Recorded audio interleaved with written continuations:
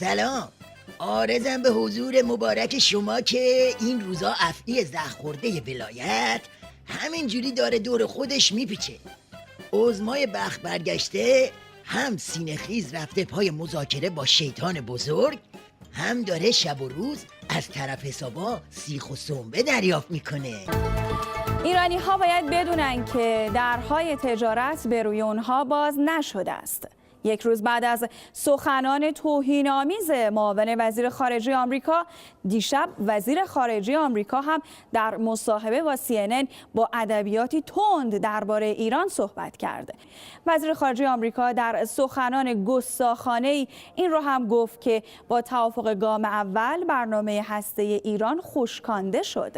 جان کری باز هم از جمله تکراری همه گزینه‌ها روی میز است استفاده کرد و با گفتن این جمله که ما به رئیس جمهور ایران اعتماد نداریم. بابا این که دیگه هیچ جای سالمی واسه سید خمار باقی نذاشته که. پس این تیغکشای ولایت کجان؟ آقا برنامه هسته‌ای چیه؟ دارن شیره جون سیدعلی رو میخشکونند. آهای جوجه لاتای بسیجی، آخه یه نفس کشی، قمپوزی، چیزی. آی نفس کش. چرا آمریکایی ها بعد از چند دور مذاکرات با ایران و حتی امضای توافقنامه به صورت لجام گسیخته و غیر معمول دهان به فحاشی و توهین گشودند؟ اینم شد سوال. خب وقتی پیچای داربست ولایت شل بشه همین میشه دیگه. آقا اصلا بسیج و ولش کن. این سیدعلی این همه نماینده و جک و جونور داره این ور اون ور. یه دونه از این جونورا پیدا نمیشه تو این اوضاع و احوال از ولی امرش دفاع کنه. بابا این کوسه داره دندونای عظما رو میکشه ها. رسید به فکش. من تعجب میکنم از کسانی که امروز میگویند با سلطه‌گران نمیشود درگیر شد. ما هم نمیخواهیم با کسی درگیر بشویم، ولی بنا نیست دستها را به علامت تسلیم بلند کنیم. بنا نیست به گونه‌ای سخن بگوییم که دشمن احساس ضعف در ما ببیند و بعد هم جملاتی اون چنان بر زبان جاری کند. همین موش کور تو رو بخوره که نفهمه چی خورده. طرف میگه زر خوروندیم به عظما، میگه برنامه هسته‌ای رو به عقب برگردونیم، بعد تو میگی نمیخوایم با کسی درگیر بشیم. بابا تو دیگه خیلی شیر و شل کردی، کارت از نشتی گذشته.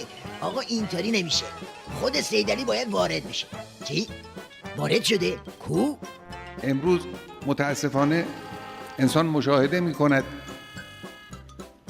در برخی از فاصله ها و مقاطع حرف هایی زده می شود از سوی دشمنان. این برای مردم ما مایه عبرت است. در همین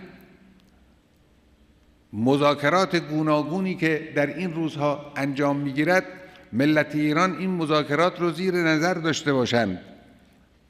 اظهار نظرهای بی‌ادبانه مسئولان آمریکایی رو مردم ببینند، زیر نظر داشته باشند. اول هیکل نظامو باش. همه منتظر بودن بیاد میز چپ کنه. آقا اومد آب ریخت رو آتیش. این همه عربده کشی و شاخشونه کشیدن آخرش این شد که دشمن رو زیر نظر بگیریم. مگه تو نبودی میگفتی فلان جا و بسار جا رو با خاک یکسان میکنیم؟ حالا چی شد؟ تکلیف ما رو مشخص کن. تو ولی فقیه یا دوربین مخفی که میخوای زیر نظر بگیری؟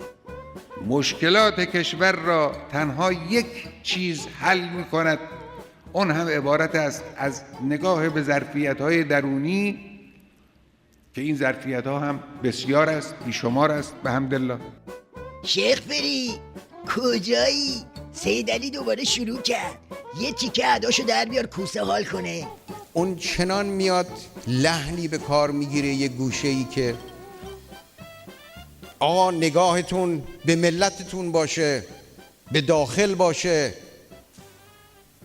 لبخند شما رو گول نزنه. مرد شور اول و وسط و آخرتون رو ببره با این نظامتون. عظما هیچ چاره‌ای جز زهرخوری نداری. پس زهرتو کوفت کن، بعدم آماده باش که امامه ولایت رپتو. حقا که وضعیتتون واویلا اندر واویلاست.